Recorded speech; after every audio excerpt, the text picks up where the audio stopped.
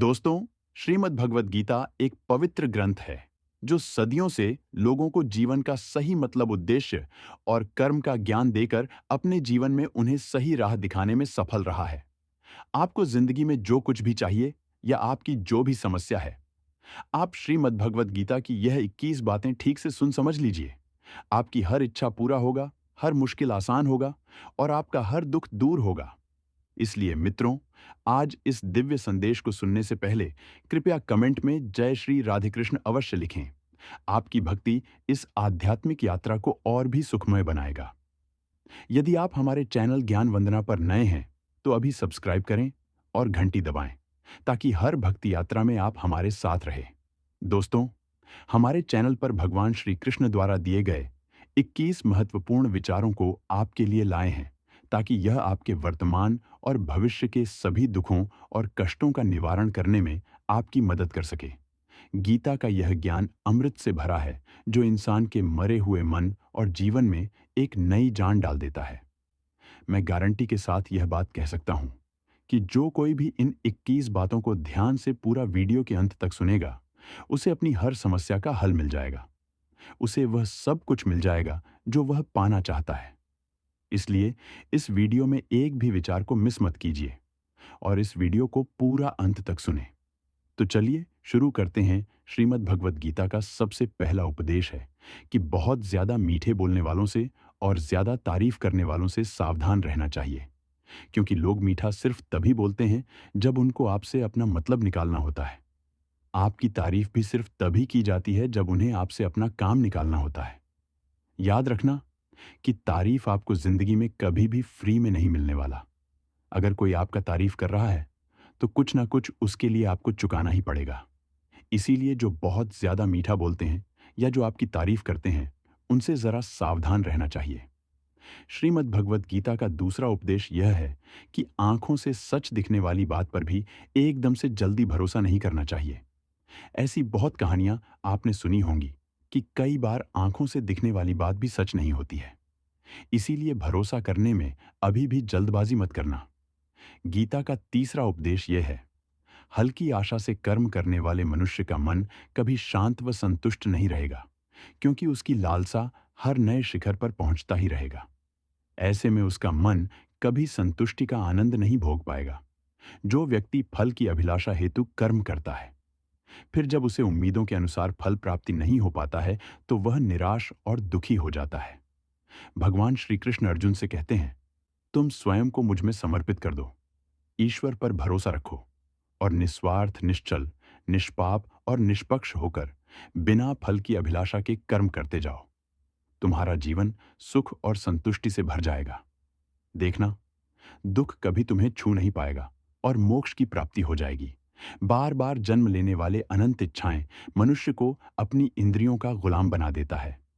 जब हम दूसरों की चुगली करते हैं तो हमें उसके भाग्य में मिलने वाले दुखों और कष्टों को भी भोगना पड़ जाता है। किसी के प्रति बुरा भावना रखना, बुरा सोचना, ईर्ष्या करना, बुरा बोलना, अपने धर्म और कर्तव्य का पालन न करने वाले कभी मोक्ष प्राप्त नहीं कर सकते। कर्म अच्छा हुआ तो फल अवश्य मिलेगा और कर्म बुरा हुआ तो दंड भी अवश्य मिलेगा। मैं भूतकाल, वर्तमान और भविष्य में होने वाली प्रत्येक घटना के हर परिणाम को देख सकता हूं। इसलिए परिणाम की चिंता छोड़कर अपने कर्म को निरंतर करते रहो। कर्म अच्छा हो या बुरा, वे तब तक पीछा नहीं छोड़ते जब तक वह कर्म करने वाले को फल की प्राप्ति नहीं हो जाता, यानी जब तक कर्म करने वाला अपने कर्म के परिणामों को पूर्ण रूप से भोग ना ले। समय से पहले और भाग्य से अधिक कभी किसी को नहीं मिल पाता। सामान्य मनुष्य सदैव सर्वश्रेष्ठ मनुष्यों को देखकर उन्हीं के आदर्शों पर चलकर उन्हीं के जैसा बनने का प्रयास करते हैं। संसार तुम्हें वैसा ही देखेगा जिस मानसिक दृष्टि से तुम संसार को देखते हो। बुरी आदतें, बुरी चीजें और बाहरी सुंदरता के प्रति मनुष्य तब आकर्षित होता है जब वह अपनी इंद्रियों का गुलाम हो जाता है।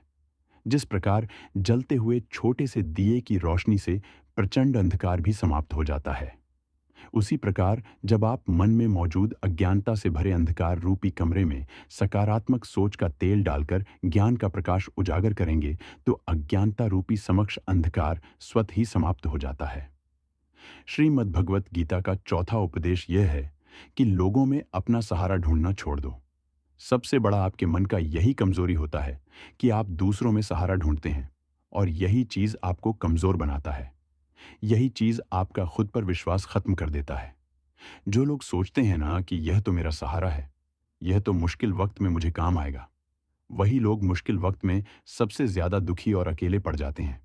आप सिर्फ ईश्वर को अपना सहारा बनाओ। देखना, जब भी कोई मुश्किल आएगा ना, वह किसी ना किसी को आपका मदद के लिए भेज ही देंगे। दुनिया को सहारा मत बनाओ। जो खुद अपने लिए सहारा ढूंढ रहे हैं, वह आपका सहारा कैसे बनेंगे? तो अपना सहारा दुनिया को नहीं, ईश्वर को बनाना चाहिए। गीता की 5वीं शिक्षा यह है कि क्रोध मनुष्य का सर्वनाश कर देता है। क्रोधी इंसान का कोई मित्र ही नहीं होता। हर इंसान उससे दूर भागता है। उसके सारे रिश्ते समाप्त हो जाते हैं। जो इंसान अपना क्रोध को नहीं संभाल सकता, वह जिंदगी में कुछ भी संभाल नहीं सकता। श्रीमद् भगवत गीता का छठा उपदेश यह है, ईश्वर पर भरोसा रखकर दिल से उन्हें याद करोगे तो वह अवश्य किसी न किसी रूप में आकर आपकी मदद जरूर करेंगे। ईश्वर आपकी सुनता है या नहीं, यह आपके श्रद्धा विश्वास और आस्था पर निर्भर करता है। किसी का भला करके कभी एहसान ना जताएं, अन्यथा वह कर्म शून्य के समान हो जाता है और मिलने वाला यश बेकार हो जाता है। यह सोच करके कभी अभिमान नहीं करना चाहिए कि हमने तो कितने लोगों या जीवों की मदद की है, क्योंकि करने वाला तो स्वयं ईश्वर होते हैं। आप तो मात्र एक जरिया है, कठपुतली है। क्रोध करना व्यर्थ है। यदि क्रोध में आकर आप प्रतिक्रिया दे रहे हैं, तो इसका अर्थ है आपको ईश्वर के बनाए कानून यानी कि कर्म पर भरोसा ही नहीं है। मन के शंकाओं को कभी जन्म ना दो। यह शंकाएं मन में गलत फहमियां के पहाड़ बना देता है, जिससे जीवन का सुख चैन छीन जाता है। यदि कोई आपके साथ बुरा करता है तो कर्म और समय उसका हिसाब खुद ही कर देगा। उपकार के बजाय परोपकार करें और चिंता की बजाय चिंतन करें। मन को सदैव नियंत्रित करके चलें, अन्यथा यह मन आपका सबसे बड़ा शत्रु बनकर आपसे बुरे कर्म करवा सकता है। ज्ञान सदैव बुद्धि से उत्तम व श्रेष्ठ होनी चाहिए। इसलिए ज्ञान अर्जित करते रहे और बांटते रहे, ताकि दूसरों का जीवन संवर जाए। एक ही मनुष्य की हमेशा मदद ना करें जब तक कि वह स्वयं ही काबिल ना हो जाए। जो व्यक्ति फल की आशा हेतु कर्म करता है, वह कर्म से ही बंध कर रह जाता है। कोई भी इंसान जन्म से नहीं बल्कि अपने कर्मों से महान बनता है। दुनिया और लोग वैसे ही नजर आएंगे जैसा तुम देखना चाहोगे। मेरा तेरा छोटा बड़ा अपना पराई, यह सब मन से मिटा दो, फिर सब तुम्हारा है और तुम सबके हो। फल की अभिलाषा छोड़कर निरंतर कर्म करने वाला मनुष्य ही अपने जीवन को सुखद और संतुष्टिदायक बना पाता है। कोई भी दुख तुम्हें तब तक विचलित नहीं कर सकता जब तक तुम इंद्रियों को अपने वश में रखते हो। शांति उसी को प्राप्त होती है जो मैं और मेरा तथा मैंने किया या मैंने बनाया ऐसी लालसा से बाहर आ जाता है। किसी भी वस्तु, वह जगह या जीव एवं मनुष्य से अत्यधिक लगाव एक दिन दुख का सबसे बड़ा कारण बनता है। जीवन में वही मनुष्य संतुष्ट रह सकता है जो कम से कम में भी खुश है और अधिक पाने या होने की लालसा व उम्मीद नहीं रखता। गीता का 7वां उपदेश यह है कि अपने मन को शांत रखना सीखो, क्योंकि अशांत मन जीवन में सिवाय दुख के और आपको कुछ नहीं देने वाला, और एक शांत मन आपको जीवन में प्रेम और आनंद ही देगा। दुख और सुख सिर्फ शांत और अशांत मन के परिणाम है। अशांत मन दुख को ही जन्म देता है और शांत मन परम आनंद को जन्म देता है। गीता का 8वां उपदेश यह है कि किसी से भी हद से ज्यादा लगाव कभी मत रखना। दुर्योधन के पिता धृतराष्ट्र का राजगद्दी से बहुत ज्यादा लगाव था। राजगद्दी के आगे उन्हें कुछ भी दिखाई नहीं देता था और गद्दी के लिए उनका यही हद से ज्यादा लगाव और मोह पूरे राष्ट्र को ले डूबा, अनगिनत लोगों की मौत का कारण बन गया। आप भी जब ऐसी ही किसी के पीछे हद से ज्यादा पागल हो जाते हैं, तो वह चीज आपको मिले या ना मिले, लेकिन आपकी जिंदगी जरूर खराब कर देती है। गीता का 9वां उपदेश यह है, अध्यात्म से जुड़े एक अध्यात्म ज्ञान ही जीवन को सुकून की तरफ ले जा सकता है। लोगों की बातों पर जितना ध्यान देंगे, उतना ही आपका खुद पर से विश्वास कम होता जाएगा। इसीलिए खुद पर विश्वास कर खुद के दम पर आगे बढ़ो और स्वयं ही अपना मार्ग तय करो। जीवन में किसी भी पल कुछ भी हो सकता है। जीवन सीमित है, समय व्यर्थ मत करो। बुरे अतीत को याद करके दुखी होने से अच्छा है कि उससे सीख लो और अपने वर्तमान को सुधार कर एक बेहतर भविष्य का निर्माण करो। किस बात को लेकर परेशान हो? कर्म करो और ईश्वर पर भरोसा रखो। क्या होगा क्या नहीं, यह ईश्वर पर छोड़ दें। जितना अधिक पुरुषार्थ करोगे, स्वर्ग का मार्ग उतना ही सरल होगा। स्वयं को ईश्वर के चरणों में सौंप दो। नित्य अच्छे कर्म करो और लोगों की भलाई करो और उन्हें सही राह दिखाओ। एक ज्ञानवान व्यक्ति कभी भी कामुक सुख में आनंद नहीं लेता। इसलिए ज्ञानी बनो। जो हो गया वह अच्छा हुआ, जो हो रहा है वह अच्छा हो रहा है, और जो होगा वह भी अच्छा ही होगा। वेद पुराण पढ़ने का कोई लाभ ही नहीं जब तक उसमें कई बातों को अपने जीवन में अवतरित ना करें, उनका पालन ना करें। रावण बुद्धिमान अवश्य था, किंतु ज्ञानी नहीं। उसकी अज्ञानता ने उसे क्रोधी, कामुक और अहंकारी बना दिया, जो उसकी मृत्यु का सबसे बड़ा कारण बना। मैं सभी प्राणियों को एक समान रूप से देखता हूं। मेरे लिए ना कोई कम प्रिय है और ना ही अधिक। वह ज्ञान व्यर्थ है जो सिर्फ तुम तक ही सीमित है। उस ज्ञान का कोई लाभ नहीं जिससे समाज एवं जगत का कल्याण ना किया जा सके। तुम क्यों व्यर्थ में चिंता करते हो? तुम क्यों भयभीत होते हो? कौन तुम्हें मार सकता है? आत्मा न कभी जन्म लेती है और ना ही इसे कोई मार सकता है। यही जीवन का अंतिम सत्य है। मनुष्य के कर्म ही मनुष्य को ईश्वर के नजदीक लाता है या ईश्वर से दूर कर देता है। इसीलिए हमेशा अच्छे कर्म ही करें। जब जब इस धरती पर पाप, अहंकार और अधर्म चरम सीमा पर होगा, तब तब उसका विनाश कर धर्म की पुनः स्थापना हेतु मैं अवश्य अवतार लेता हूं, जो दान कर्तव्य समझकर बिना किसी सोच के किसी जरूरतमंद व्यक्ति को दिया जाए। वह दान सात्विक माना जाता है। जिसने मन को जीत लिया है, उसने पहले ही परमात्मा को प्राप्त कर लिया है, क्योंकि उसने शांति प्राप्त कर ली है। ऐसे मनुष्य के मन पर सुख दुख, सर्दी गर्मी और मान अपमान का कोई फर्क ही नहीं पड़ेगा। जो विद्वान होते हैं वह ना तो जीवन के लिए और ना ही मृत के लिए शोक करते हैं। गृहस्थ व समाज में रहकर परोपकार करना और अपने कर्तव्यों को पूरी निष्ठा से, ईमानदारी के साथ निभाना, धर्म का पालन करना भी बड़े तप के समान होता है। गीता का 10वां उपदेश यह है कि इंसान ही आजकल इंसान का दुश्मन हो गया है। चाहे आप बिजनेस में देख लो, चाहे आप रिश्तों में देख लो, किसी भी फील्ड में आप देख लो, इंसान ही इंसान को नुकसान पहुंचा रहा है। इतना प्रतिस्पर्धा बढ़ गया है, कितनी चोरियां बढ़ रही हैं, इतना क्राइम बढ़ गया है शास्त्रों में। जो कलयुग के लक्षण लिखे गए हैं, ना कि एक दिन इंसान ही इंसान को खाएगा।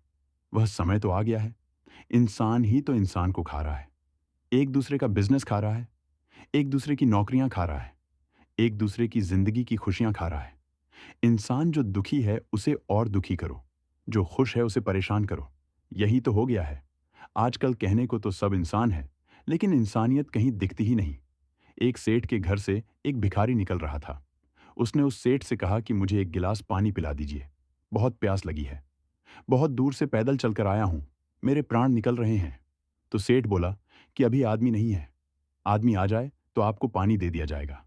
थोड़ी देर बाद उस भिखारी ने सेठ से कहा, आप कृपया करके मुझे एक गिलास पानी पिला दीजिए, मैं चला जाऊंगा, मेरे प्राण निकल रहे हैं और आसपास में किसी का घर भी नहीं दिख रहा।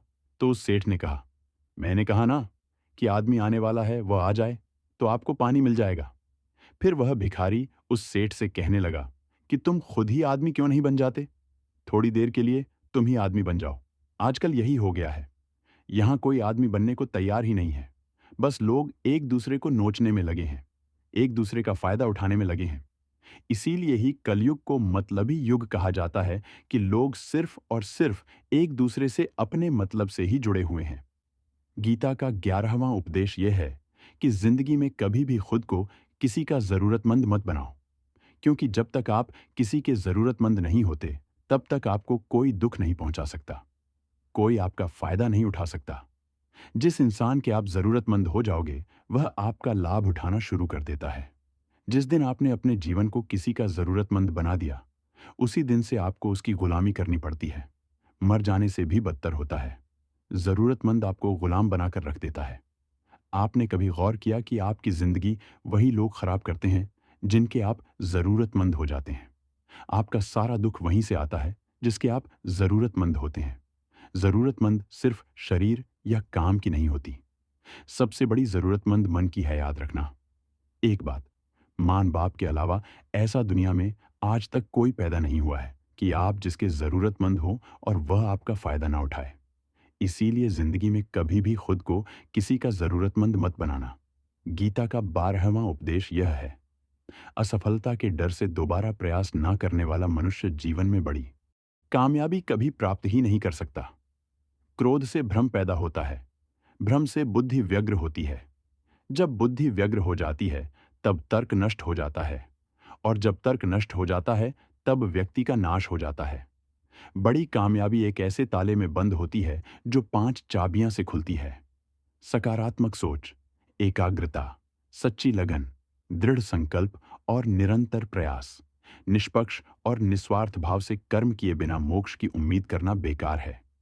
जब भी मनुष्य स्वयं के इंद्रियों के अधीन हो जाता है तो वासना, आलस और लालच जैसी बुरी आदतें मन पर सवार हो जाती हैं।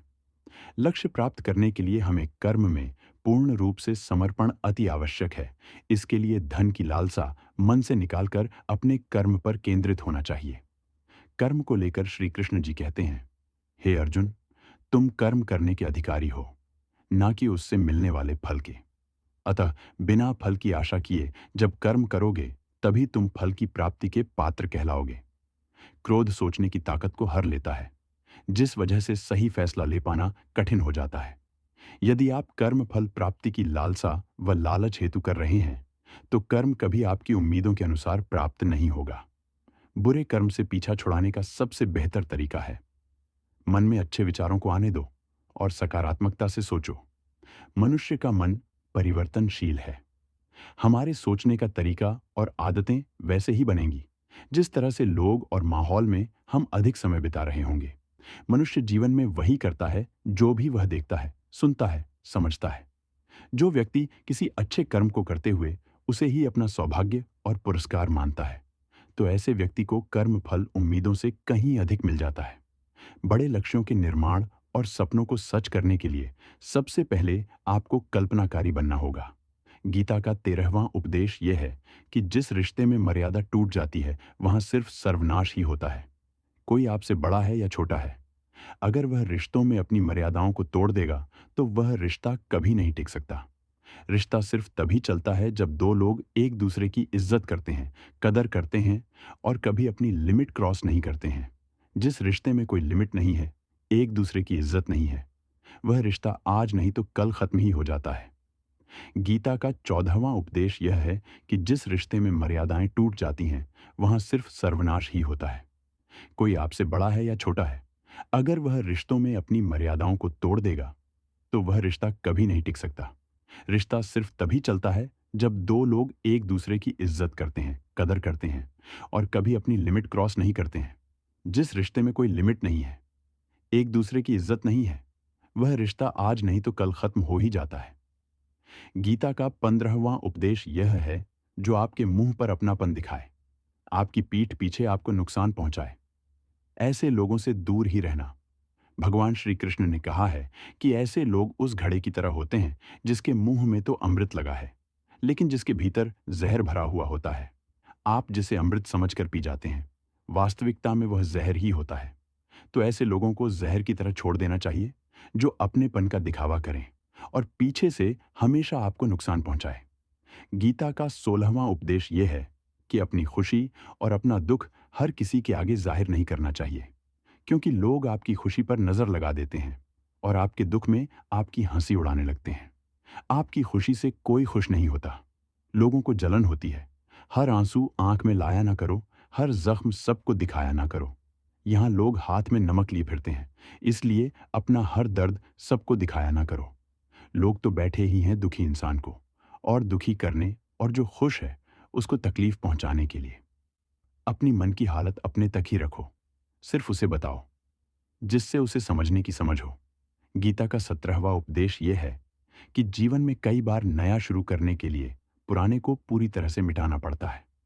श्री कृष्ण से कुंती ने पूछा था कि हे कृष्ण, क्यों तुमने इतना बड़ा महायुद्ध करवा दिया? तो श्री कृष्ण ने बोला कि अधर्म बहुत बढ़ गया था और इस अधर्म का पूरी तरह से नाश करने के लिए, एक नए युग को लाने के लिए पुराने का सर्वनाश करना बहुत जरूरी होता है। जब कोई महल पूरी तरह से भंगार हो जाती है, बहुत पुरानी हो जाती है, तो उसे पूरी तरह से तोड़कर फिर से नवनिर्माण होता है। ऐसे ही आपके जीवन में भी आपको कुछ नया करना है, तो पुराने को पूरी तरह से मिटाना होगा। गीता का 18वां उपदेश यह है कि जब भी जिंदगी में खुद को अकेला महसूस करो, तब इस सच्चाई को ठीक से समझ लेना कि आप दुनिया में अकेले ही आए थे और अकेले ही जाओगे। वास्तविकता में यहाँ कोई आपका अपना नहीं है।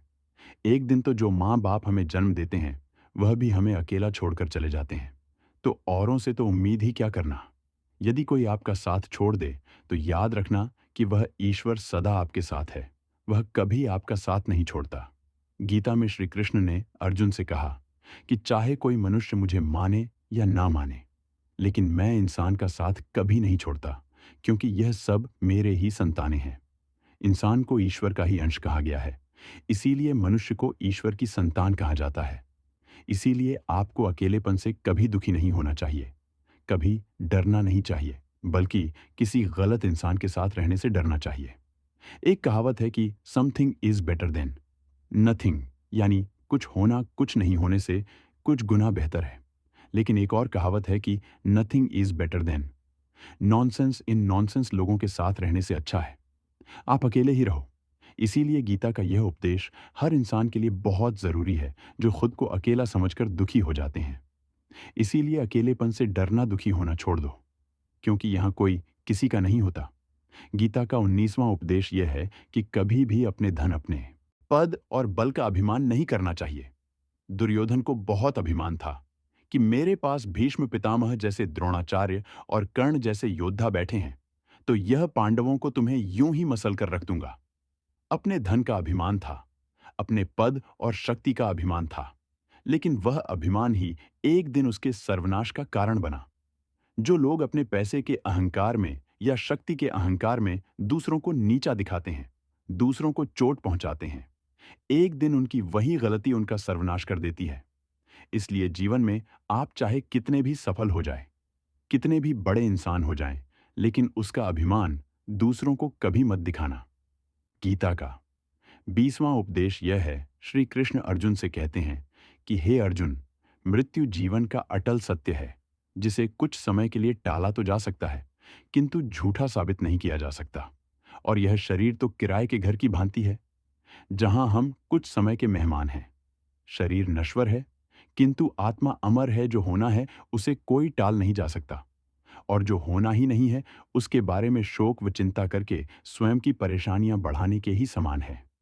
जो भी जन्म लेता है उसकी मृत्यु निश्चित है, और मरने वाले का जन्म निश्चित है। इसलिए जो अटल है उसके विषय में तुमको शोक नहीं करना चाहिए। सच्चाई से कभी दूर नहीं भागा जा सकता है। इसलिए सत्य को स्वीकार कर लेने में ही हमारी समझदारी है। झूठ को जानबूझकर सत्य मानकर जीना ही बहुत बड़ी गलतफहमी कहलाता है। स्वयं की व्यक्तिगत सोच गलत फहमियां को भी जन्म दे सकता है। इसलिए स्वयं की व्यक्तिगत सोच को दूसरों पर कभी नहीं थोपना चाहिए। वासना, क्रोध और लालच, यह नरक के 3 द्वार होते हैं। बिना मोक्ष के जन्म मरण के चक्र से छुटकारा नहीं पाया जा सकता। जिस प्रकार अग्नि सोने को परखता है, उसी प्रकार संकटवीर पुरुषों को परखता है। मनुष्य का सबसे बड़ा और सबसे पहला शत्रु या मित्र उसका मन ही होता है। एक और हद से अधिक इच्छाएं जीवन का सुकून छीन लेता है। बिना किसी पुरुषार्थ के आप अच्छे फल व सकारात्मक परिणाम की कामना ही नहीं कर सकते।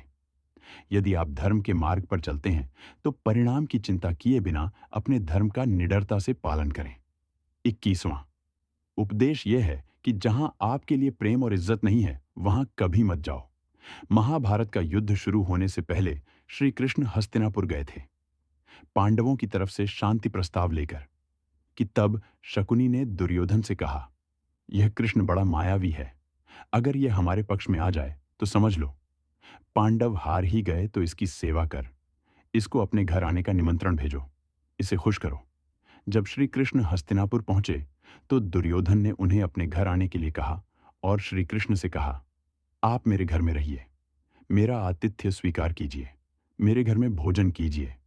तो श्री कृष्ण ने दुर्योधन से कहा कि दुर्योधन, इंसान को किसी के घर तभी भोजन करना चाहिए, तभी जाना चाहिए, या तो उसे बहुत प्रेम हो, या तो हमारे जीवन में कोई बहुत बड़ी आपत्ति आ गई हो।